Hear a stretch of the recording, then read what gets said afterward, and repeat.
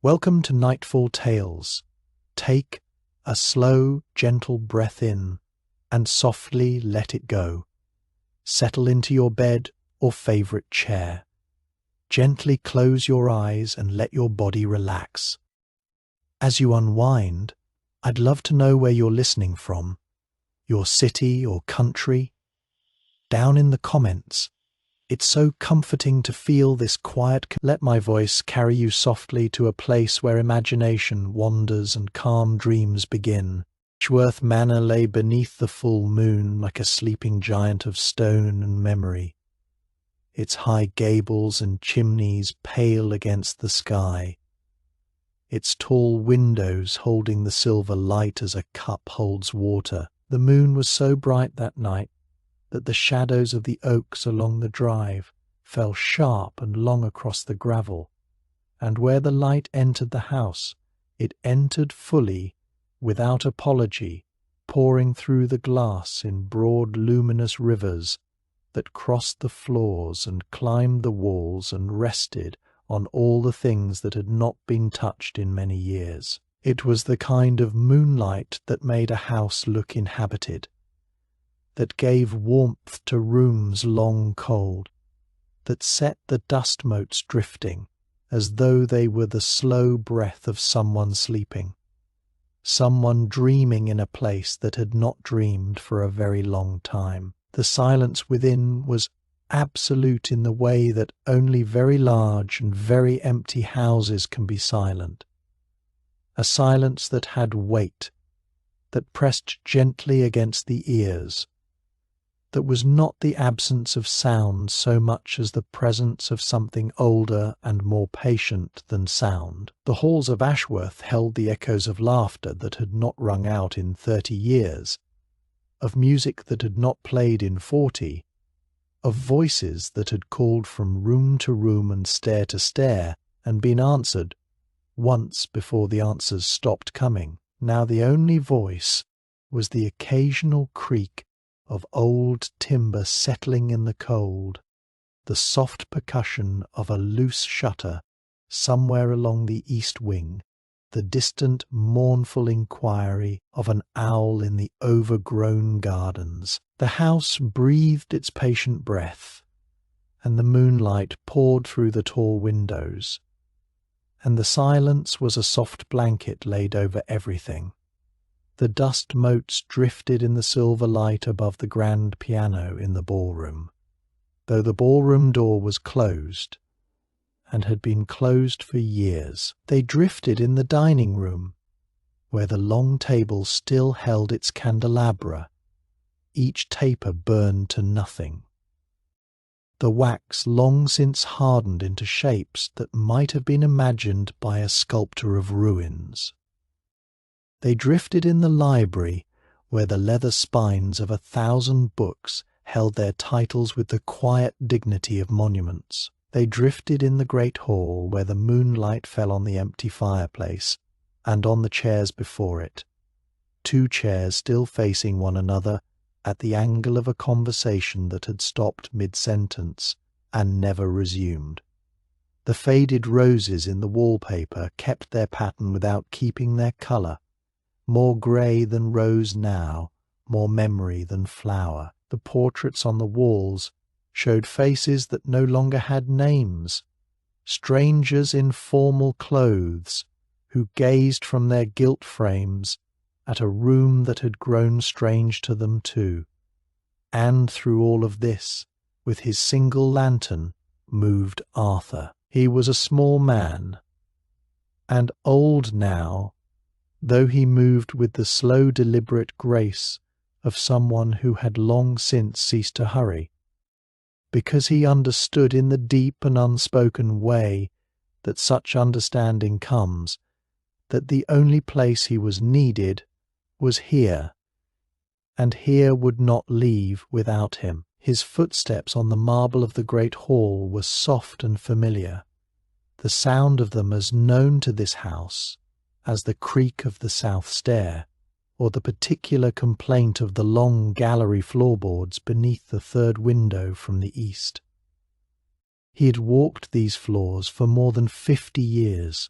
He knew where each board would give, where each hinge would murmur, which windows sealed themselves against the weather, and which let in a thread of cold air that you could feel on the back of your hand in winter. He knew this house the way a man knows his own breathing, without attention, without effort, as a simple condition of being alive. His nightly ritual was unchanged in its essentials, though it had grown quieter over the decades, as the rooms that required tending grew fewer, and the rooms that required only respectful passage grew more. He began, as he always began, at the front door, checking the 2 iron bolts, testing the latch with a pressure that had become ceremonial.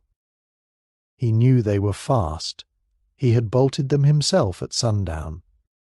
But the checking was the thing, the ritual completion that told his hands and his body that the house was held and all was well. Then south, through the passage behind the staircase, to the door of the old housekeeper's room. Then along the service corridor to the kitchens, where the moonlight came in low and wide through the windows, above the long stone sink, and made the copper pots on the wall glow as though they still had fires beneath them. He tried the lock on the garden door. He tried the lock on the coal cellar. He tried the lock on the scullery, though no one had used the scullery since the family cook had died 12 years ago, and before that she had worked alone, and before that there had been 3 kitchen girls and a boy who carried the wood, all of them gone now, scattered into lives elsewhere, into other houses, other routines, other silences. Arthur did not think of them often. He thought of the locks, and of the house, and of the particular quality of the silence in each room, which was different from room to room in the way that the character of a person is different from room to room of their life. He moved through the dining room, the library, the morning room, the study. He checked each window latch as he passed. The moonlight poured through the tall windows of the library and fell across the shelves, and the dust motes drifted in the silver light, and the silence was a soft blanket. He paused in the great hall, as he always paused, before the empty fireplace. His lantern threw a small, warm circle of gold onto the marble hearth, and beyond its reach, the moonlight held everything else in its cooler, more impartial glow. He stood and listened. The owl called again. Further away now, deeper into the gardens where the wisteria had overtaken the old pergola, the house breathed its patient breath. He had not meant to stop before the ballroom.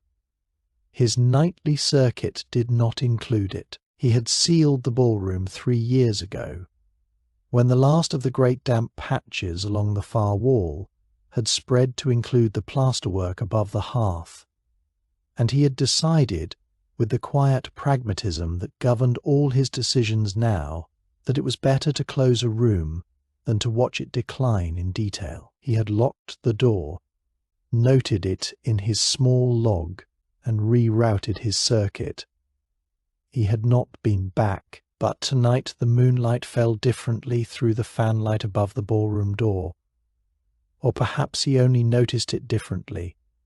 Or perhaps it was simply that 50 years of walking the same corridors made some nights feel unrepeatable, singular the way a piece of music can be played 1,000 times, and still on some particular evening arrive as though it were being heard for the first time. He stood before the door, his lantern in his hand, and he looked at the fanlight, and at the thin edge of silver that showed beneath the door, and he brought his key ring from his coat pocket, and he found the ballroom key. He knew it by its weight, by the particular way it lay between his fingers, and he unlocked the door. The ballroom received him as a room receives someone who has been long expected. The moonlight was extraordinary in there. 4 tall windows along the garden wall, unobstructed by curtain or furniture, admitted the full force of the night sky, and the light lay across the parquet floor in great pale rectangles, each one edged with shadow, each one luminous as still water. The room smelled of dust and old wood, and something beneath those, a thread of something floral and very faint, the ghost of a perfume perhaps, or only the last release of some dried thing pressed between the pages of memory. The damp patches on the far wall had indeed spread, the plasterwork crumbling in long curves that suggested continents on an old map.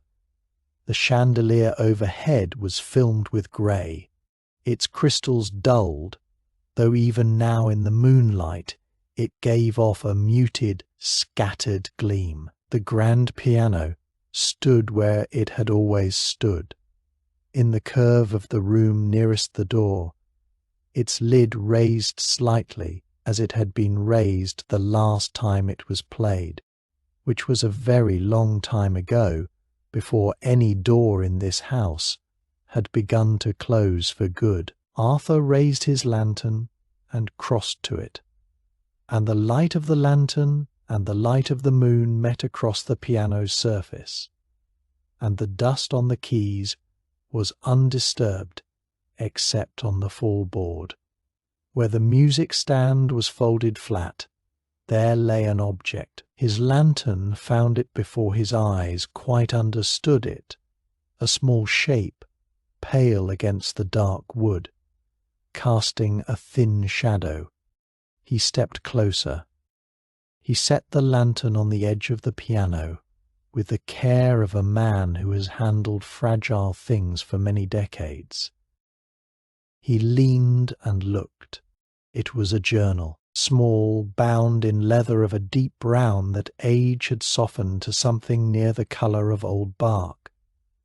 Its cover was worn at the corners in the way that things are worn when they have been carried close to a body, handled and rehandled, held in the pocket of a coat through many seasons. It was tied with a ribbon, faded silver, more pale grey than silver now, but the silk of it still catching the moonlight in a way that the dust around it did not, and beside the journal, resting against it as though placed with care, lay a single feather, white, long and curved, unmistakably a swan's feather, and in the moonlight it glowed with a faint interior luminescence, as if the moon had decided to keep one small corner of this room fully awake.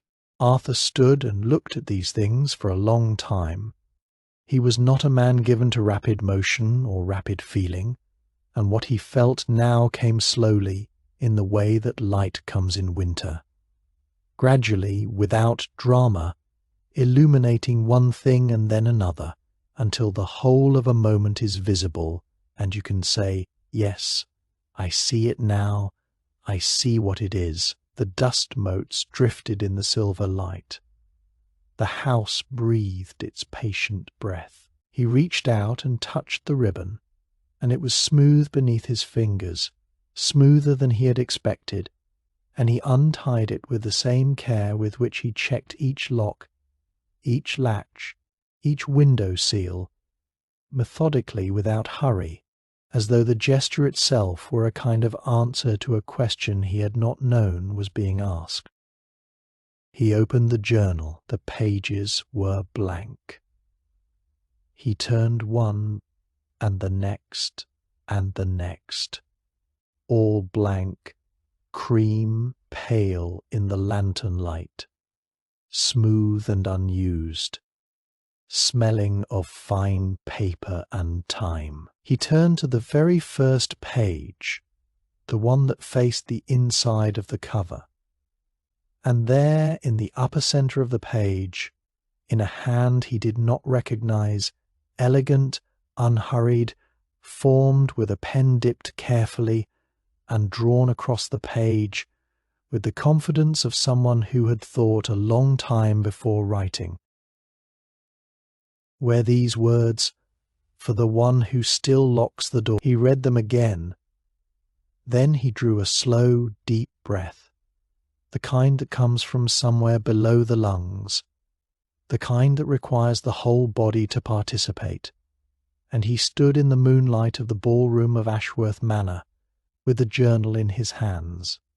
And for a moment he did not move at all, and the dust motes drifted in the silver light, and the silence was a soft blanket, and the owl was somewhere in the dark garden, and the house breathed its patient breath around him. He sat on the piano bench. It was the natural thing to do, the thing a body does when it has received something of weight. The leather of the bench was cool and slightly cracked, and it received him in the way that old things receive those who have known them long, without ceremony, with simple recognition. He held the journal in his lap, open still to that first page, and he looked at the words, and the moonlight poured through the tall windows, and the dust motes drifted in the silver light, and the silence was a soft blanket over the whole enormous room. For the one who still locks the doors. He thought of the doors, not in the way one thinks of tasks completed, checking items from a list, but in the deeper way, the way one thinks of the texture of a life, of all the small and repeated actions that accumulate over 50 years into something that cannot be named in a single word, but might be named in many faithfulness, perhaps, or keeping, or simply presence. He thought of the south door he had bolted every evening since the spring of 1971, when the last of the family's regular visits had ended, and the house had begun its long, quiet settling into itself. He thought of the library door, which swelled in wet weather and required a particular pressure of the shoulder to close completely. He thought of the cellar door, and the coal house, and the linen room, with its shelves of folded things that no one would ever unfold again, and the locked doors of the bedrooms one by one, each locked on a specific day that he had noted in his log without ceremony, as though they were merely administrative facts and not small endings. He thought of the staff who had drifted away. Not all at once. That was not how it had happened. It had happened gradually, the way a house empties of its warmth on a cold night when the fires are not lit, 1 degree at a time, imperceptible until suddenly you notice that you are cold and have been cold for some time. Mrs. Hargreaves, the housekeeper, had retired to her sister's house in Cheltenham in the autumn of 1979, and he had driven her to the station himself and carried her 2 heavy bags to the platform, and they had shaken hands, which was the right thing, neither of them given to other gestures, and she had said, "You'll keep on then?" And he had said, "Yes," and that had been sufficient. The 2-day girls had left within a year of each other. Then the gardener, old Price, who had mowed and planted and tended for 32 years before his knees made the work impossible, and his son in Cardiff made the alternative possible. The last had been young Thomas, who helped with the heavy work on Tuesdays and Thursdays, and who had left in the spring of 2001 for a position in a hotel in Bath.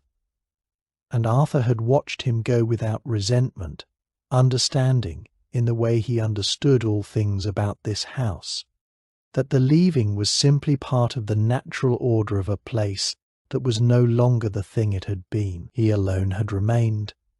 He had not decided to remain in any single moment of decision. He had simply continued, each day following the day before, each routine folding into the next, and the years had accumulated the way that dust accumulates, without drama, without notice, until one day you hold a lantern up and see it everywhere. He locked doors that no one would think to open. He lit lanterns that no one needed to see by, moving through the dark of a house that could have remained perfectly dark without any consequence except his own.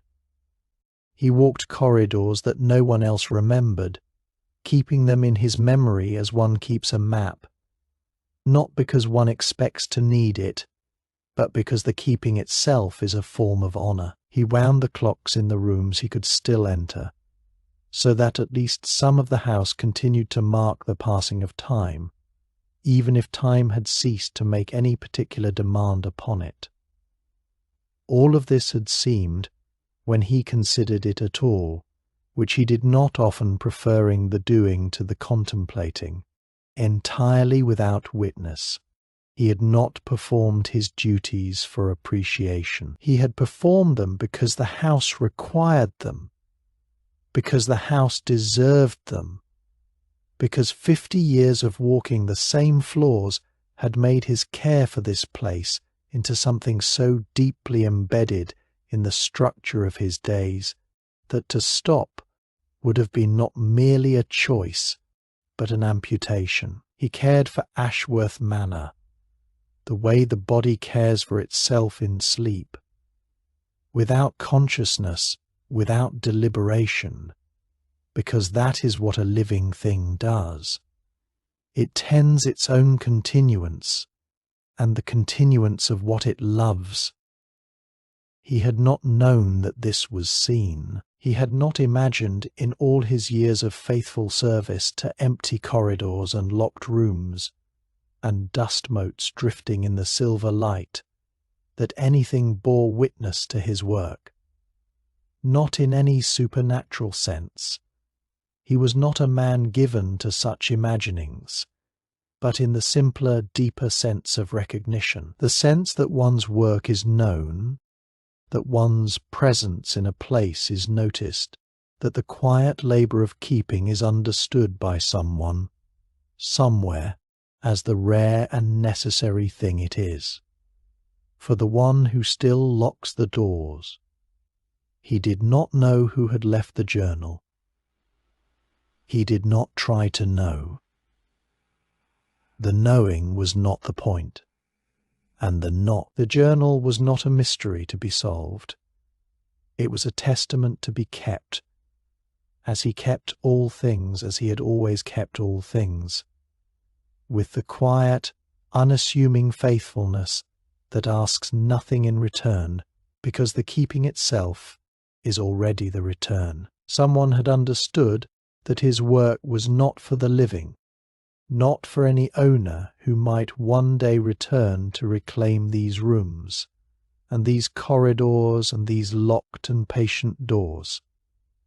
His work was for the house itself, for the quiet dignity of a place that deserved to be tended even in its decline, that deserved to have its locks turned and its windows checked and its silence honoured, even when the silence would not be broken by any living presence but his own. The moonlight moved slightly as he sat, the great pale rectangles on the floor shifting an inch or two as the moon continued its slow arc. The dust motes drifted in the silver light. He held the journal and felt the worn leather warm slowly under his hands, and the smoothness of the ribbon was between his fingers, and somewhere in the dark garden the owl fell quiet, and the house breathed its patient breath, and the silence was a soft blanket over the whole of this night. He did not write in the journal. He considered the blank pages, 20 or 30 of them, cream pale waiting, and understood that they were not waiting to be filled. The blankness was not an absence, but a presence. The same way the silence of Ashworth was not an absence of sound, but a presence of something older and more patient than sound. The blank pages held 50 years of faithful service, the way a room holds the memory of voices, not by recording them, but by having contained them, by being the place where they occurred, by remaining. A record of a life lived in service to silence, a story that would never be told, only kept.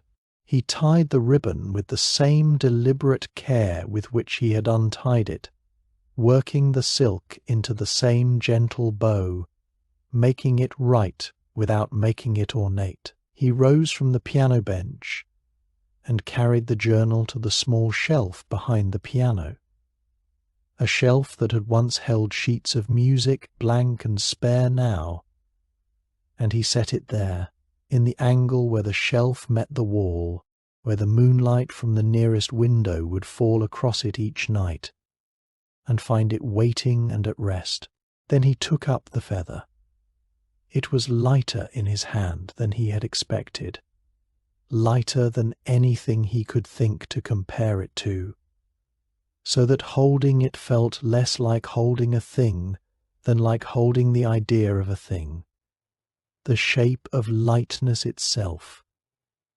He turned it slowly. The moonlight moved across its veins, finding the small structures within, the interlocking threads of keratin that made it, impossibly, both strong and yielding. It glowed, still faintly, not supernaturally, but with the simple luminescence of white things in full moonlight, the same glow the marble of the great hall had, the same glow the piano keys would have had they been clean. He held it between his fingers, and he felt, very quietly, in the way that very quiet things are felt, without announcement, without drama, that this was a gift, not from any hand he could identify or any intention he could name. A gift from the house itself, perhaps, or from the night, or from the accumulated weight of 50 years of work, now acknowledged by something he could not explain and did not need to explain. He tucked the feather into his breast pocket, close against his heart, where the warmth of his body would keep it. Then he picked up his lantern and walked slowly to the door of the ballroom, and stepped back into the corridor, and turned, and locked the ballroom behind him. He completed his rounds. It was past midnight now, the moon at its height, and every surface of Ashworth Manor lay in the full silver clarity of its light. He checked each window in the long gallery. He checked the locks on the morning room, the drawing room, the study. He checked the lock on the garden door, which he had already checked once, and checked it again because the checking was the thing, the ritual that closed the night, that told the house he had been here, that he had walked the corridors and found them right, that he had held the lantern up, and the moonlight poured through the tall windows. The dust motes drifted in the silver light. The house breathed its patient breath. The silence was a soft blanket laid over everything, over the empty chairs and the faded portraits, and the dust on the piano keys, and the small journal on the shelf behind the piano, waiting in the moonlight. He returned to his quarters. His rooms were at the manor's eastern edge, where the old servant's wing met the kitchen garden wall, modest and warm and wholly his own, in the way that no other room in the house was his. The fire in his small sitting room had burned low, and he built it up again with 2 logs from the basket, and the flames took hold slowly, and the room began to warm, and he sat in his chair by the fire with the feather in his hand. He looked at the feather, he looked at the fire, he held the 2 things together in his mind, without forcing any connection between them, only allowing them to be what they were, a small white feather and a small warm fire, and an old man in a chair at the edge of a very large, very silent house, at the end of a night that had been, in all its quiet and moonlit particulars, exactly what it needed to be. Outside, the moon climbed toward the centre of the sky and then began slowly to begin its long descent toward the trees on the western edge of the estate. The manor settled around him. The old familiar creak of the south stair, the distant mutter of the loose shutter, the deep sub-audible breath of stone and timber and plaster and time. The journal waited on its shelf in the moonlight, its blank pages holding what they held, its silver ribbon at rest. The feather warmed in his hand, lighter than anything, lighter than sleep, and his eyes closed on the fire.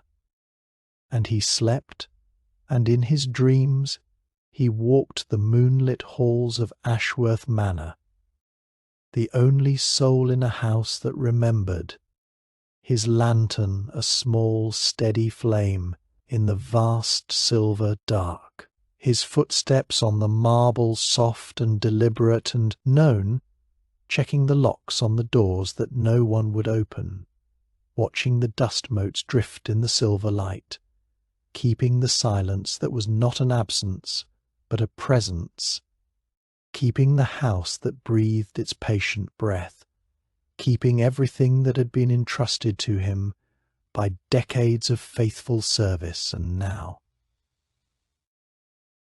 tonight, by the weight of a small worn journal and a single white feather glowing in the moon,